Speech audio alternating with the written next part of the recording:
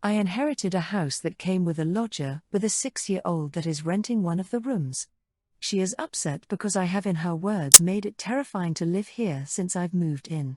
She doesn't feel safe with her and her daughter living with a man she just met, and that she wants to stay away from men because of issues with her ex.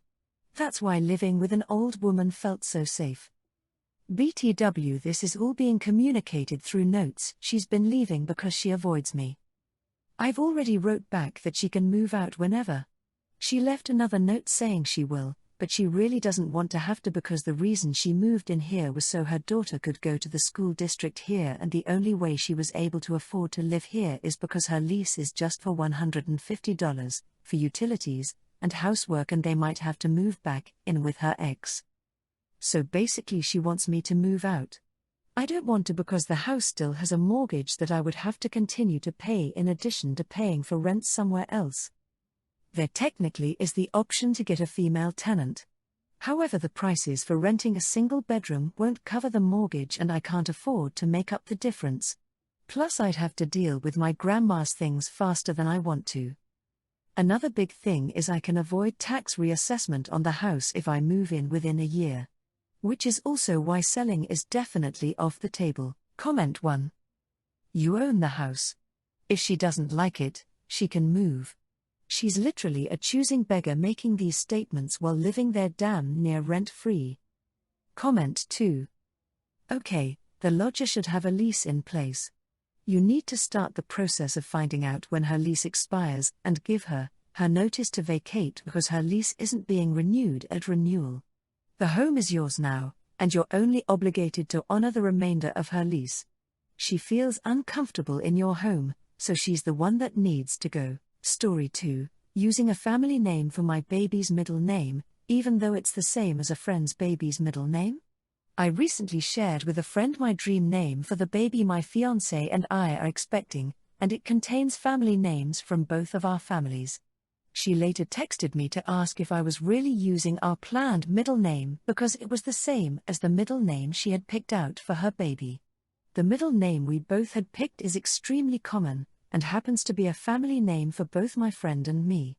My fiancé and I don't see any issue with our kids having the same middle name, maybe a first name but not a middle name, especially since the name holds meaning to both of us.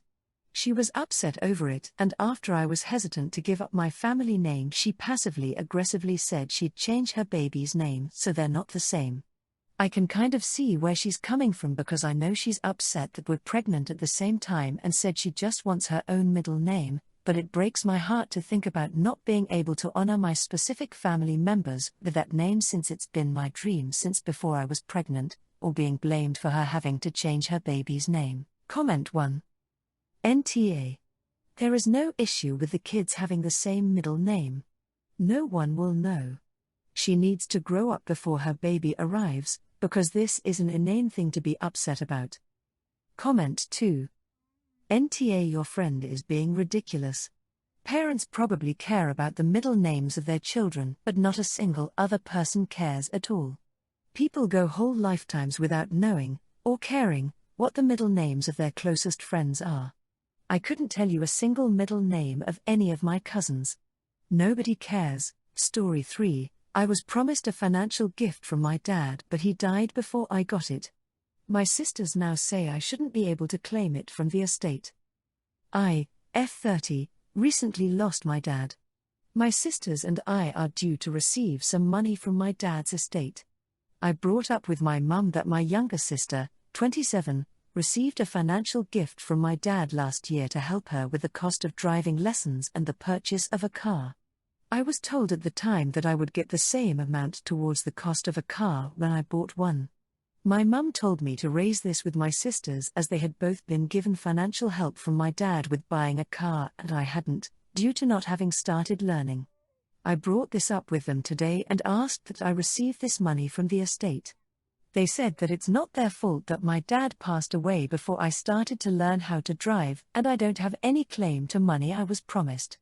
I responded that it was unfair that they had both received the money and that I should be paid this out of his estate. They disagreed and said that I couldn't make claims to be owed this, with my older sister, 35, saying that as she learnt to drive when she was 17, it was ridiculous to even bring this up. My sister was given a car and driving lessons as a gift when she turned 17. However, 5 years later when I turned 17, my family was in financial difficulty and couldn't afford to do the same for me, and so I didn't learn. I then went off to university, moved abroad, moved back to the UK living in a big city and always used public transport, so driving wasn't a priority. As I get older I want to learn for when I have kids, hopefully in the next 5 years. This disagreement led to a huge argument and my older sister storming off and calling me names. This feels quite obvious to me, but they're of a very different opinion and it's causing rifts in our relationship.